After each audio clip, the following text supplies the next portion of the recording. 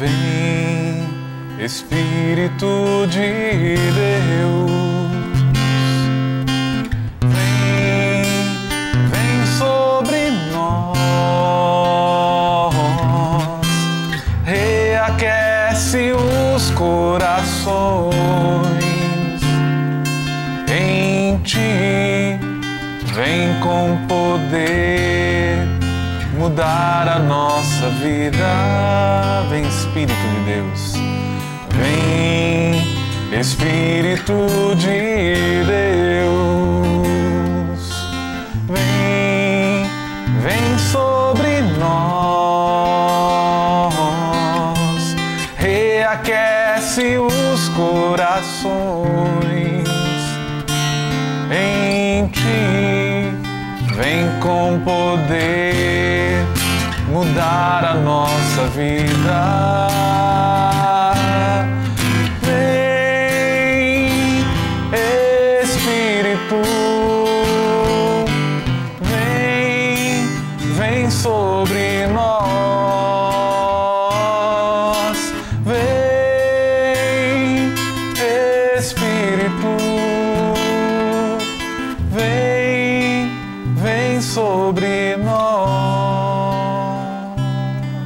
Ave Maria, cheia de graça, o Senhor é convosco. Bendita sois vós entre as mulheres, e bendito é o fruto do vosso ventre, Jesus. Santa Maria, Mãe de Deus, rogai por nós, pecadores, agora e na hora de nossa morte. Amém. Rogai por nós, Santa Mãe de Deus, para que sejamos dignos das promessas de Cristo. Amém. Pelo sinal da Santa Cruz, livrai-nos Deus, nosso Senhor, dos nossos inimigos. Em nome do Pai, do Filho e do Espírito Santo. Amém. Amém. Mateus capítulo 10, versículos do 37 ao 39, onde a palavra de Deus nos diz assim: é Jesus quem fala, porque Evangelho, e aqui o que está sendo narrado por São Mateus, o que foi escrito por São Mateus, foram as palavras de Jesus. Isso quem diz é o próprio Senhor, que fala assim: quem ama pai ou mãe mais do que a mim, não é digno de mim. E quem ama filho ou filha mais do que a mim, não é digno de mim. E quem não toma a sua cruz e não me segue, não é digno de mim. Quem buscar sua vida, a perderá. E quem perder a sua vida por causa de mim, a encontrará. Palavra da salvação. Glória a vós, Senhor. Glória a vós, Senhor. Quem ama o pai ou a mãe mais do que a mim, não é digno de mim. E quem ama o filho ou a filha mais do que a mim, não é digno de mim. E quem não toma a sua cruz e não me segue, não é digno de mim. Quem buscar a sua vida, a perderá. E quem perder a sua vida por causa de mim, a encontrará. Quem sente que a vida está perdida, ou quem se sente perdido na vida, esta palavra abre uma porta maravilhosa. É a luz de verdade no fim do túnel. É a porta que se abre onde não parece ter saída. Porque aonde a gente se sente mais perdido, Deus nos dá uma chance da gente se reencontrar. E qual é essa chance? Quem perder a sua vida por causa de mim, a encontrará. Esta palavra guarda uma mensagem maravilhosa. A mensagem de que para quem tem intimidade com Deus, para a pessoa que é íntima do Senhor, que é aquela que tem um relacionamento de amizade com o Pai, com o Filho, com o Espírito Santo, e um relacionamento que se dá por meio da oração, de seguir Jesus Cristo, nosso Senhor, porque a gente reza pedindo a Deus forças, e para ganhar forças de seguir Jesus. A intimidade com Deus, ela se dá pela oração e ela se dá ao seguir nosso Senhor Jesus Cristo. Para quem tem com Deus essa intimidade, é muito mais realizador é causa maior de felicidade para esta pessoa, né? Sofrer para ser bom, sofrer para ser justo, do que satisfazer os apetites da carne. É disso que esta palavra está nos falando. Que para a pessoa que tem intimidade com Deus, a realiza muito mais e a torna muito mais feliz sofrer para fazer o bem, sofrer para ser boa, sofrer para ser uma pessoa justa, do que alimentar, dar vazão, dar força aos apetites sensuais que existem dentro de nós. Porque para muitos, e a gente vê esses conceitos aí claramente, então podemos dizer sem medo de errar, para muitos a felicidade é alimentar a carne.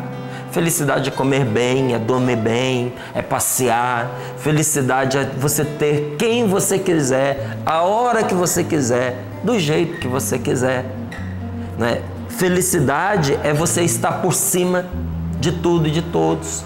Então, esse conceito de felicidade, que é um conceito errado, que é um conceito estragado, ele vigora por aí. Tem muita gente que acredita que vai ser mais feliz à medida que ela alimenta mais a sua carne. E alimentar a carne não é só comida e bebida. Alimentar a carne são todas essas coisas que eu falei para você aqui agora. E muitas outras coisas.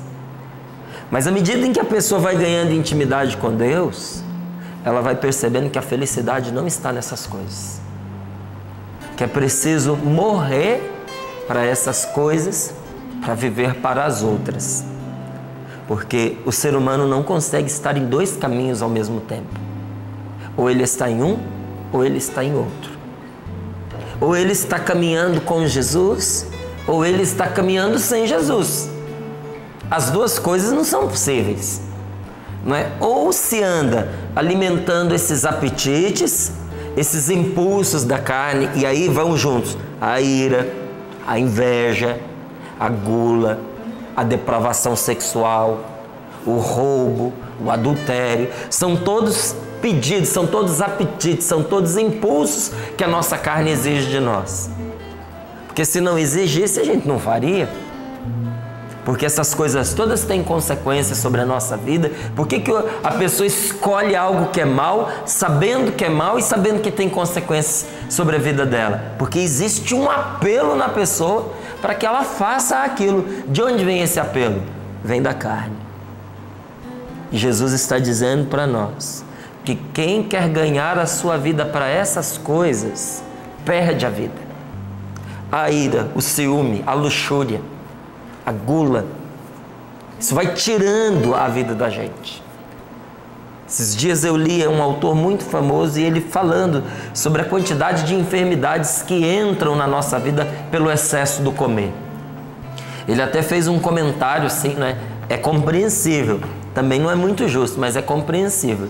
Ele dizia assim, que Deus na sua bondade inventou a comida, aí veio o diabo e inventou o cozinheiro. Porque se não fosse pelos cozinheiros, as pessoas não comiam como comem. Quem é que não se regala diante de um prato de comida bem feito? Não é? Mas o excesso no comer é uma fonte de doenças. Adoece o próprio corpo que demanda toda aquela comida. Não é? Quando a gente se entrega a satisfazer os apetites da nossa carne. Porque a carne ela não tem medida, ela quer sempre mais. A pessoa, sem nenhuma dúvida, ela encontra no seu caminho a morte. Ela perde a vida. Mas quando ela renuncia a esses desequilíbrios para poder viver segundo a vontade de Deus, ela enfrenta um certo sofrimento. Porque ser bom custa, viu? Ser bom não é fácil. Tem gente que diz, para aquela pessoa é mais fácil porque ela é naturalmente boa. Olha, então seja naturalmente bom como ela para você ver se é fácil, não é? Parece natural para a gente que vê, mas ser bom, ser honesto, ser justo, ser uma pessoa irrepreensível, nesses dias em que nós vivemos, meu amigo, isso custa para qualquer pessoa. Isso não é fácil. Mas quem tem intimidade com Deus encontra maior prazer em sofrer para ser uma pessoa diferente, uma pessoa honesta, em ser uma pessoa boa, do que em alimentar esses apetites que estão dentro de todos nós. Não pensa que eles estão mais em uns do que em outros, porque não estão. Estão dentro de todos nós. Mas como tudo na vida, cresce à medida em que a gente alimenta. Claro que a pessoa que tem esses apetites sensuais e reforça-os, ela vai ficar mais desequilibrada do que uma pessoa que tem esses mesmos apetites, mas os controla. Não é? É uma proposta de vida. É um caminho a se seguir. Mesmo que a gente tenha que sofrer para fazer o bem, a gente faz, porque a gente sabe que felicidade só encontramos num caminho pelo qual Deus nos leva. E quando a gente fala de ser bom, a gente precisa ter claro o que a bondade nos leva a fazer. O bondoso faz bem aos outros. A pessoa boa não faz bem a si mesma primeiramente. Não é? Porque ser bom, ser generoso consigo mesmo, todo mundo é. Principalmente o egoísta.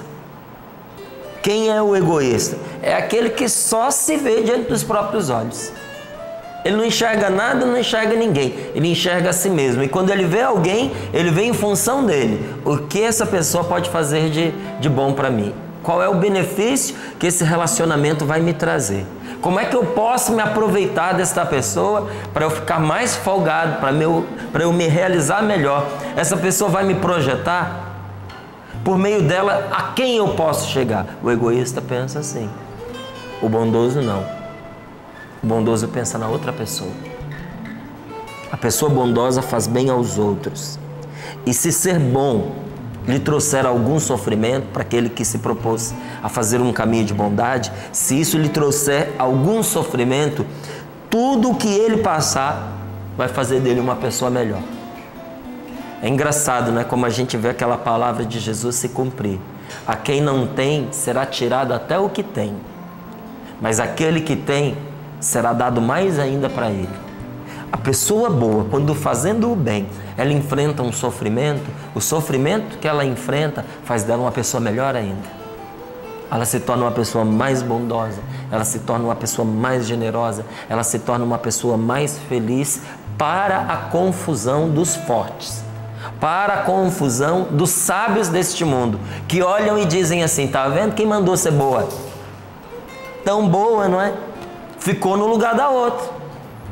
Quem mandou ir ajudar? Porque é assim que acontece. Quem vai ajudar o outro acaba ficando no lugar dele. Então quem olha com olhos de maldade pensa assim: não vale a pena ser bom. Porque quando você é uma pessoa boa, você é prejudicado. Parece que a situação sempre se volta contra aquele que quer ajudar. É um engano. É um terrível engano. É uma tremenda tentação, e isso é próprio da tentação distorcer a verdade para desanimar a gente do que é certo. A pessoa boa, mesmo quando padece por causa da sua bondade, o sofrimento que ela enfrenta faz dela uma pessoa melhor. Por isso que Jesus traz esta palavra que parece uma palavra assim tão dura, né? Não é uma palavra dura, é uma palavra firme, que ajusta a gente no caminho da vida. O que Jesus diz aqui que incomoda, coça lá dentro da gente? Quem ama o pai, quem ama a mãe, quem ama os filhos mais do que a mim, não é digno de mim. Porque Jesus está falando de uma vida fechada em nós mesmos e nos nossos. Por que a pessoa que ama mais o marido, mais o pai, mais a mãe, mais os filhos não é digno de Deus? Porque é uma pessoa fechada na sua vidinha. Se trata de colocar acima de tudo na vida aqueles valores pessoais. Eu creio em Deus, eu amo a Deus, mas primeiro a minha família, primeiro a minha vida. Não é? E é triste quando a gente às vezes conhece ou mora perto de gente assim. Tudo é a família dela. Você já deve ter feito essa experiência. Tudo de bom é para a família dela. Às vezes, aquelas, até pode acontecer com famílias tradicionais que trazem um nome fortíssimo, mas quando os outros ouvem aquele nome, se enchem de tristeza. Porque todas as oportunidades são para eles, fechados em si mesmos. Você tem as duas medidas. Não é? Tem lugares aonde você vai, que tem aqueles nomes conhecidos, nomes de família, e quando alguém diz o nome, é a família do fulano de tal, maravilhoso, pode fechar o negócio, pode fazer, são gente boa, justa, são pessoas religiosas. Você está vendo tal coisa aqui na cidade? Foi essa família quem fez. Há muito tempo a nossa cidade avança, prospera, é conhecida por causa desta família. É gente séria, né? É gente séria, não é? É gente boa, não é? Tudo que eles põem a mão vai para frente. Mas o contrário também acontece. Você chega numa cidade que diz, com quem que você se envolveu? Com quem que você está mexendo? Com fulano da família tal. E olha, nem me conte, que eu não quero saber, eu não quero me envolver. Você está lidando com gente perigosa. Quem mexe com esse povo morre. A gente de vez em quando ouve coisas assim. Não, olha, tudo é eles. Aqui quem manda é eles. Não bata de frente com esse tipo de pessoa. Uma família conhecida pela bondade, pela generosidade. Outra família conhecida pela periculosidade. Porque tudo é para eles. E quando você se aproxima da família, parece uma família unida. Mas às vezes não é. É desunida dentro e causa desunião fora. Não é? Trata-se de um grupo fechado em si mesmo, pensando no seu próprio bem. É disso que Jesus está falando. Quando você coloca o seu pai acima de Deus, quando você coloca a sua mãe acima de Deus, é um sintoma seríssimo de que a família está fechada sobre si mesma. Tudo primeiro para ela. E as outras famílias que se virem.